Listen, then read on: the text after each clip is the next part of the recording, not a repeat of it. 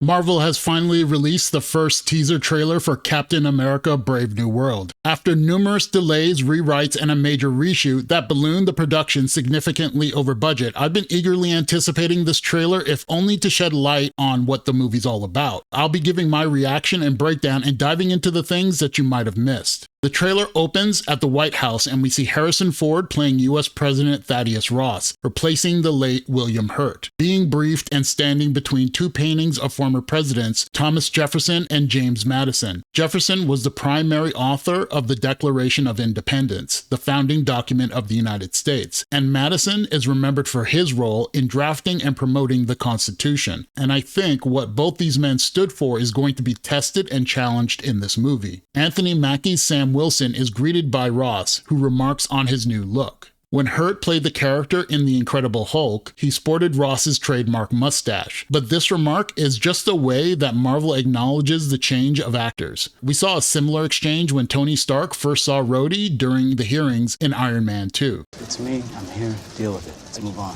Since the events of Falcon and Winter Soldier, Sam seems to have openly criticized the government and possibly including Ross himself. At the end of the series, he took a political stance, urging the government and banks to stop demonizing their critics and instead focusing on aiding those in need. I want to make another run at making Captain America an official military position. So Ross wants to make Captain America a US agent, but he may just be doing this as a political tactic to get public support. We're not going to need a Captain America. We're going to need a US agent.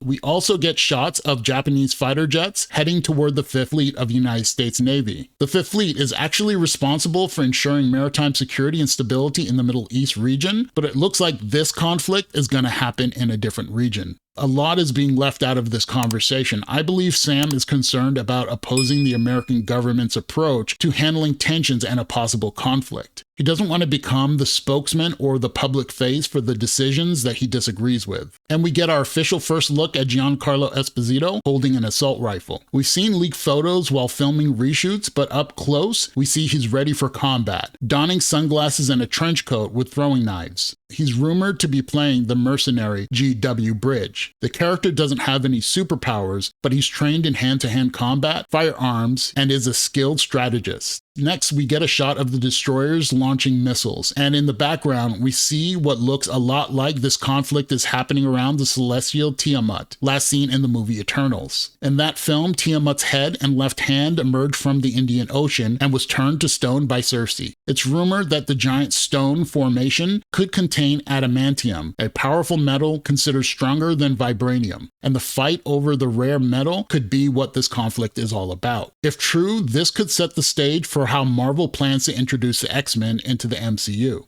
The metal is an alloy called adamantium, supposedly indestructible. It's been surgically grafted to his entire skeleton. Here we have Danny Ramirez and Carl Lumbly reprising their Falcon and Winter Soldier roles. Ramirez as Joaquin Torres, the new Falcon, and Lumbly as Isaiah Bradley, a survivor of the first super soldier serum testings. Then the action heats up as Isaiah Bradley tries to assassinate the president and escapes by jumping out the same window we saw Ross standing in front of at the beginning of the trailer. Sam tells Ross that his inner circle has been compromised and that he either can't see it or doesn't want to. We then see shots of Sam with his shield investigating a seedy-looking lab where it appears shady experiments have taken place. Then we see Sam in full Captain America gear taking on a group of mercenaries as he exhibits moves reminiscent of those in Captain America: Winter Soldier. Then we hear a voice say, "Global power is shifting." The movie was originally titled New World Order, and that really seems to be closer to what the story is all about. The possible shifting of global power and who's going to be the leaders in the new world. We see the back of the head of what appears to be Tim Blake Nelson's character, Dr. Samuel Stearns, aka the leader, last seen in 2008's The Incredible Hulk. Is he helping Captain America here or just warning him to back off? Unsure, but if we take a closer look, we can see his gamma irradiated head is not okay. Next, Sam poses for pictures with President Ross and possibly the ambassador from Japan, and Sam uses his shield to fend off two masked mercenaries with electric rods in that seedy looking lab. Then we see actor Shira Haas playing Ruth, a former Black Widow who has the trust of President Ross. You may be Captain America, but you're not Steve Rogers. Now we see what looks like a private military group shooting at Captain America during one of the president's televised speeches. We see shots of destruction with vehicles turned over, and we hear the president say, "You may be Captain America, but you're not Steve Rogers."